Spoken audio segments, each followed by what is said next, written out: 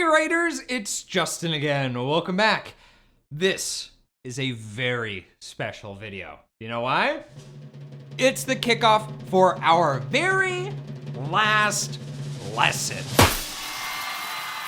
Can you believe it? Even though we'll still have an editing video and the course wrap up together, I just wanted to tell you that you have been totally crushing it. And I can't wait to talk you through revising and editing your personal narrative. Since this writing project is a bit longer than the others, I decided the best way to help you revise it is to walk through it together, step by step. That means you'll be revising your draft along with the video this time. Make sure you have your draft and guided notes with you, and we'll get started.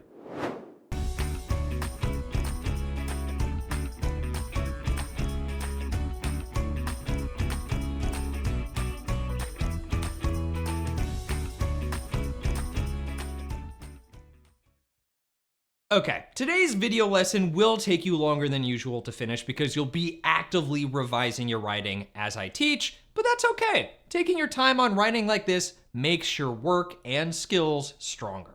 Plus, once you're done, all that'll be left is rewriting your revised draft before you move on to editing. I'll guide you with pause moments after going over each step in the revising process, and you'll have checklists in your guided notes. But of course, feel free to pause anytime you need to catch up, or even if you want to take a little break.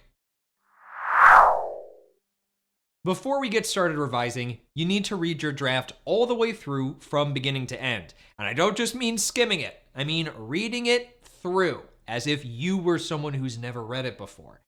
Some strategies I like to use to fully engage with my writing are reading it out loud or using my finger to follow along with my sentences, reading slowly as I go.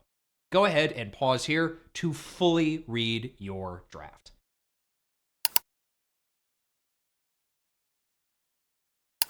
Maybe you already caught some mistakes. Remember, revisions are focused more on the big picture fixes like clarity and organization, so save any editing fixes for later. For revising today, we'll be using our good friend, arms. I've created some specific points in each part of arms that'll be especially relevant to your personal narrative. Ready? First up in our add section is checking that all the major parts of the narrative are there. Your narrative should have a clear beginning, middle, and end. In the beginning, you should have a hook, the start of the story, and your feelings at the time. In the middle, you should have almost all of the story's events, along with any feelings you had, and in the end, it should be the final ending of the story, your feelings, and a reflection on the importance of the moment for you. That could be about how the event changed you, what you learned from it, or why it still matters to you. Go ahead and pause the video here to make sure that your narrative has everything on this checklist. You can check off each part as you look in your guided notes. If you find that something is missing, use a caret to write in the new information where it belongs.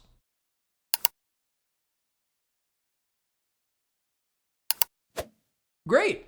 Your narrative should also include dialogue, inner thoughts, and descriptive language throughout. Ask yourself, are there any more details that readers need to see the event clearly? Our memories might be vivid in our heads, but readers don't get to see that unless you put the details in your writing. Every story event should have multiple sentences of description and detail that bring it to life. Try looking back through the events of your story. If you hadn't been there to experience it, would you be able to imagine it clearly? Pause here to add in extra details, descriptions, dialogue, and inner thoughts that'll help your reader understand the moment.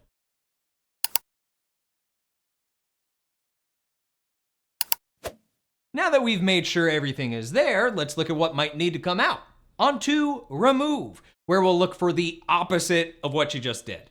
Here we need to remove any unneeded details.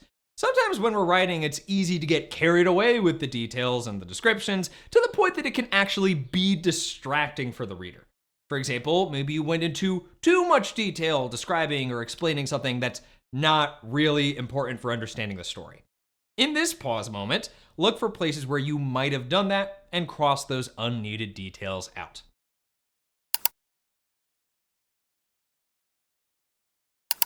Great, let's move on to move.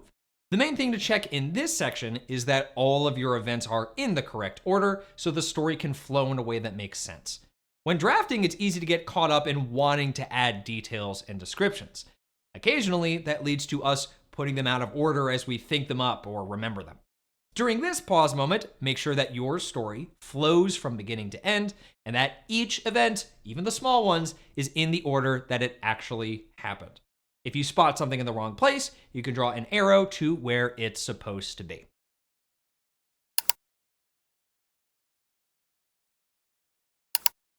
Last, but surely not least, we've got substitute.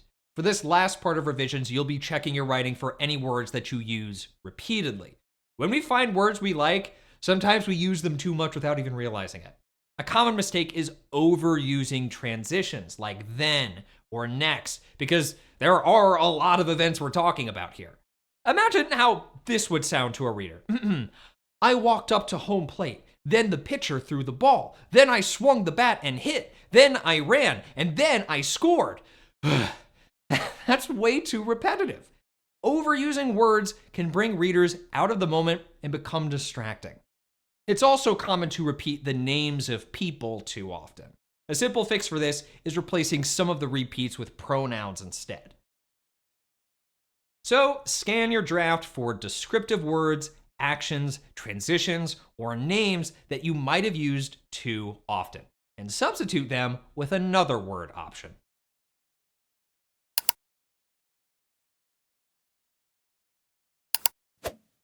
Awesome! Give yourself a pat on the back because your hard work today means you're all set to create your next draft. In your lesson materials, you can get started on that, and in the next video, we'll cover editing.